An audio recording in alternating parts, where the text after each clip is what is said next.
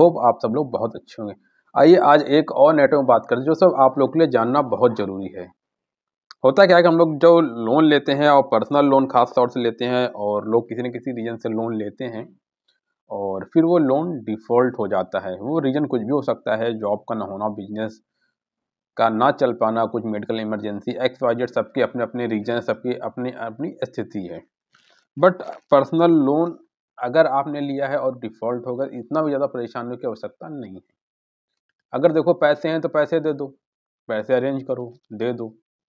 But अगर पैसे arrange नहीं हो रहे हैं और पेमेंट करने के लिए कोई ऑप्शन नहीं दिख रहा, कोई रास्ता नहीं दिख रहा, तो आप क्या कर सकते हो? इसके भी अपने कई प्रावधान होते हैं। अगर आपका लोन है, वो चाहे पर्सनल लोन, चाहे आपका 10,000 का लोन हो, चाहे 20,000 का लोन हो, 50,000 का हो या 1 लाख का, 2 लाख का, एक्स वाई जेड जो आपका अमाउंट है।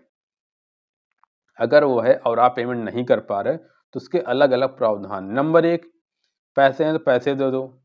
अगर पैसे नहीं हैं तो आप क्या कर सकते हो, बैंक से टाइम ले सकते हो। टाइम क्यों लोगे? अगर आपको लगता है 3 महीने 6 महीने में पैसे आने की उम्मीद है, तो आप बैंक से टाइम लो कि इतने महीने बाद हम दोबारा पेमेंट को पे करेंगे। अगर पेमेंट पे करने के लिए पैसे नहीं आते, 6 महीने हो गए, अगर आपको लगता है कि मेरा सिविल मेरे को बचा के रखना है, इन फ्यूचर रिक्वायरमेंट पड़ेगी इसकी, तो आप लोन को रिस्ट्रक्चर करा सकते हो। दोबारा से 6 महीने बाद एक फ्रेश लोन में उसको कन्वर्ट करा के दोबारा से लोन शुरू करा सकते हो। अगर वो भी नहीं होता, तो आप अपनी ईएमआई को कम करा सकते हो। बट बहुत rare of the rare cases में ये सारी चीज़ें होती हैं। कुछ भी इतना आसान से हमारे इंडियन बैंकिंग सिस्टम में सब चीज़ें नहीं होती।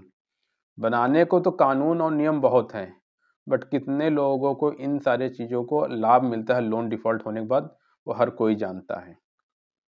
बट ये सारे रास्ते होते हैं जहाँ पे लोगों को ऑप्शन लिए जा सकते हैं, बट उनका एक राइट वे होता है जहाँ से आप बैंक को अपनी बात बताएं और सही पर्सन तक बात पहुँचे, रिटन डॉक्यूमेंट में बात पहुँचे, तो कुछ हो सकता है, कुछ उम्मीद दिखती है इन सब चीज़ों का।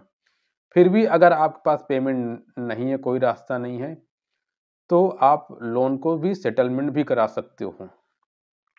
देखो एक चीज़ याद रखो कि बहुत लोगों के मन में एक डर होता है कि अगर हम लोन नहीं पे करें, हम पर केस हो जाएगा या कुछ ऐसा हो जाएगा, पता नहीं क्या हो जाएगा, एफआईआर हो जाएगा, उठा ले जाएंगे। वो मतलब जितना वो रिकवरी वाले या लोन वाले नहीं सोचते सामने से, बट उतना ज़्यादा हम खुद सोच लेते, अपने अंदर ही अंदर हमारे दिमाग में दुनिया भर के विचार चलते रहते हैं और अपनी सोशल वजह से घर पे कोई आ जाएगा, इनकी वजह से किसको क्या जवाब देंगे, किसी को फ़ोन चला गया।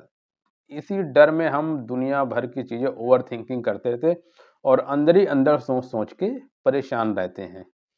बट अगर आपका लोन है, ज़्यादा क्या होगा, लोन डिफ़ॉल्ट हुआ, 1 महीने होंगे कॉल आएँगी, दूसरा महीना होगा फिर कॉल आएँगी, तीसरा महीना है कुछ कॉल आएँगे, कुछ आपके फ्रेंड्स को कॉल जाएँगे अगर आपने रेफ़रेंस नंबर पे दे रखा है, कोई फैमिली विज़िट करेगा। ऐसे कोई 4-6 महीने बीत जाएँगे धीरे-धीरे करके और वह बाद में ये बोलें सर आप लोन सेटलमेंट करा लो।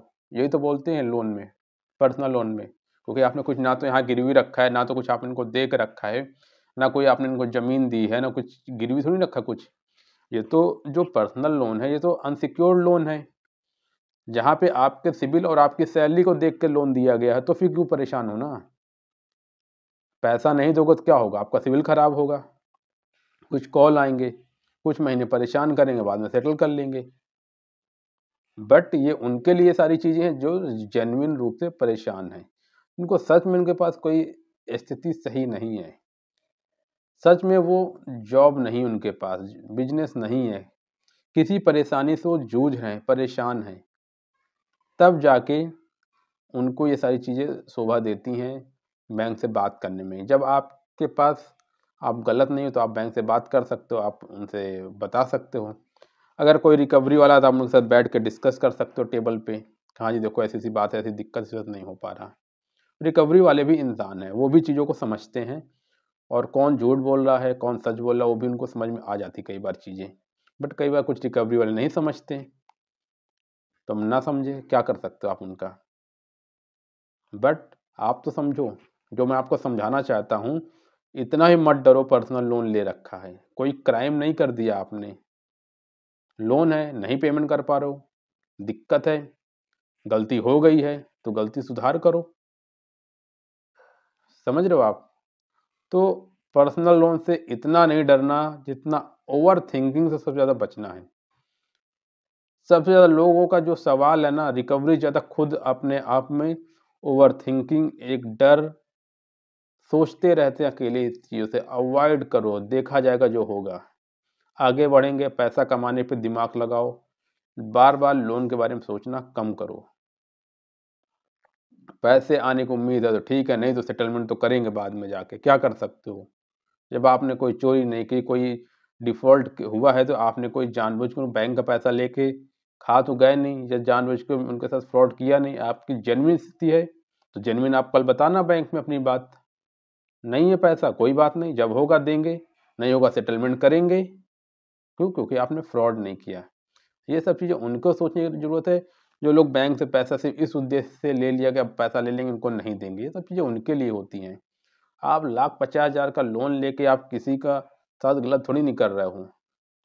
जो लोग डिफ़ॉल्ट करते हैं, 10 लाख, 20 लाख, 25 लाख का लोन लेके करते हैं, 50 लाख करते हैं। बट कुछ लोग ऐसे होते हैं जिनकी रियल सिचुएशन होती है। तो इतना भी नहीं डरना पर्सनल लोन से, निकलना आसान है।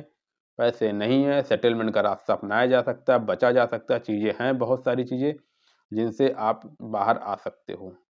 तो पर्सनल लोन से मत डरो, कुछ नहीं होगा। ज़्यादा से ज़्यादा आपका सिबिल स्कोर खराब होगा, 2-4 रिश्तेदारों को फ़ोन जाएँगे, कोई घर पर रिकवरी वाला आएगा। लेकिन आप उनसे डरने की ज़रूरत नहीं है, छुपने की ज़रूरत नहीं है, उनके फ़ोन को अवॉइड करने से ज़्यादा 1-2 बार कॉल उठा लो। अगर कोई घर पे ऐसा बैठ के front to front, face to face बात करो बैठ के। अरे यार, कोई क्राइम थोड़ी नहीं किया, कोई चोरी थोड़ी नहीं कर ली, बैंक का पैसा नहीं दे पा रहे, कोई बात नहीं, 4 महीने बाद देंगे, 6 महीने बाद देंगे, नहीं होगा सेटलमेंट करा लेंगे, क्या दिक्कत हो रखी है इतनी? तो डर हटाओ अपने अंदर से, इतना भी डरो मत। अगर आप सच में डिफ़ॉल्ट नहीं किए हो, आपके साथ सच में जेन्युइन स्थिति है, जॉब गई, बिज़नेस गई, फैमिली चैलेंजेस इस वजह से आप पे नहीं कर रहा हो, तो आपको बिल्कुल डरने की ज़रूरत नहीं, डट के सामना करने की ज़रूरत है। आप बहुत छोटी चीज़ है, लोन से बाहर निकला जा सकता है, इतनी बड़ी समस्या नहीं है, बाहर आ जाओगे। बट आपको एक हिम्मत चाहिए, अब बाकी आप निकलने के लिए सारे रास्ते खुद आप ढूँढ लोगे। कोई लोन से आपको नहीं निकालेगा। सिर्फ़ कोई आपको सजेशन दे सकता है, सुझाव दे सकता है, आपको बता सकता है कि इतना डरो मत, चीज़ें हो जाएँगी, ठीक हो जाएँगी, पेशेंस रखो, चीज़ें ठीक होंगी। बट लड़ना खुद को पड़ेगा, तो अपने आप को स्ट्रॉन्ग रखो, अपने मेंटल स्ट्रॉन्ग रखो, ओवरथिंकिंग को अवॉइड करो और जिससे आप इस चीज़ को हैंडल कर सको। तो डरो मत, हिम्मत के साथ लड़ो और लोन से बाहर निकलने के लिए रास्ते और सॉल्यूशन पे काम करो, सोच के बैठ के नहीं होगा, इसके लिए निकलना पड़ेगा, मेहनत करना पड़ेगा और नए तरीके से सोचना पड़ेगा, विनर की तरह सोचना होगा। तो दोस्तों, यही चीज़ मैं आपको बताना था, पर्सनल लोन से डरो मत, कोई इतनी बड़ी समस्या की बात नहीं है। सब कुछ ठीक हो जाएगा समय के साथ। आज के लिए इतना ही।